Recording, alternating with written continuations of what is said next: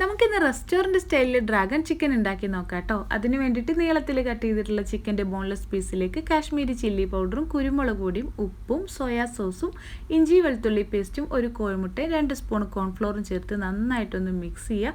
അതിനുശേഷം അരമണിക്കൂറിന് റെസ്റ്റ് ചെയ്യാനായിട്ട് വെച്ചിട്ടുണ്ടായിരുന്നു. അരമണിക്കൂറിന് ശേഷം ചൂടായ എണ്ണയിലേക്കിട്ട് ഇതെല്ലാം കൂടി നന്നായിട്ടൊന്ന് ഫ്രൈ ചെയ്തെടുക്കുന്നുണ്ട്. അതിനുശേഷം ഒരു പാനിലേക്ക് ഓയിൽ ഒഴിച്ചെടുത്തിട്ട് ചെറുതായിട്ട് കട്ട് ചെയ്ത വെളുത്തുള്ളി വറ്റൽമുളകും കാഷ്യൂ നട്ടും ഇട്ട് ഒന്ന് വഴറ്റിയെടുക്കുക.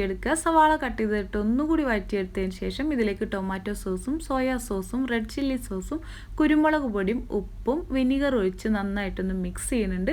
അതിനുശേഷം ഇതിൻ്റെ ഫ്ലെയിം ഹൈ ആക്കി വെച്ചിട്ട് നമ്മൾ ഫ്രൈ ചെയ്ത് വെച്ചിട്ടുള്ള ചിക്കനും ക്യാപ്സിക്കവും സ്പ്രിംഗ് ഓണിയനും ചേർത്ത് നന്നായിട്ടൊന്ന് മിക്സ് ചെയ്തെടുക്കുന്നുണ്ട് കേട്ടോ.